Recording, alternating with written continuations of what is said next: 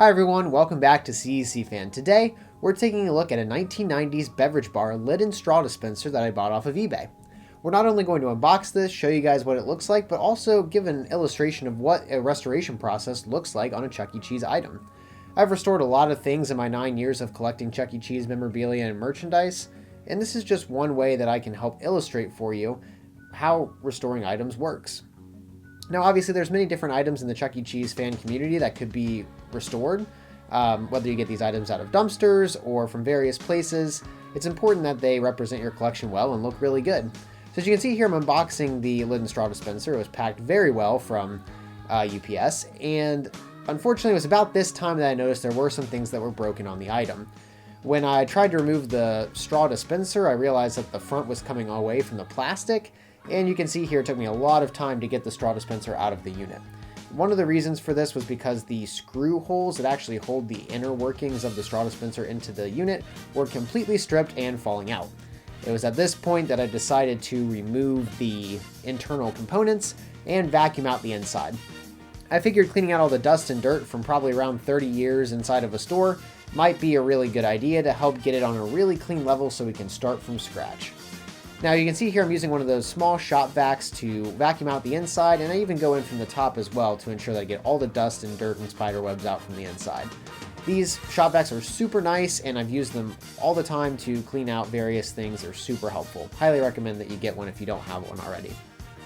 The next step was to start working on fixing the plastic. For this I used isopropyl alcohol and Loctite super glue.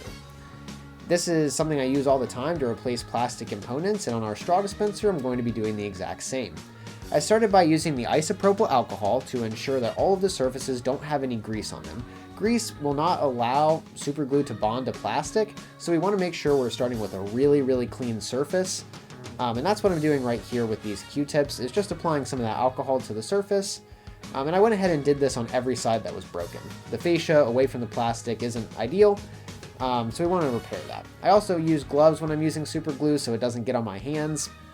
I often find that getting super glue on your hands can be a pretty painful process to get them back apart.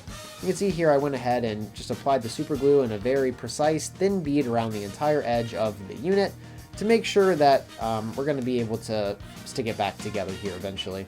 Now, it's also important when using super glue to not use too much. Sometimes little is best, especially when using super glue. I went ahead and used some heavy items, including a book and a roll of tape, just to hold down the plastic and make sure it gets a really good bond with the glue.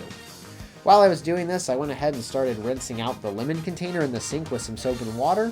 This is just going to help clean out any of those dust and cobweb things that were inside of it and get it looking a lot better.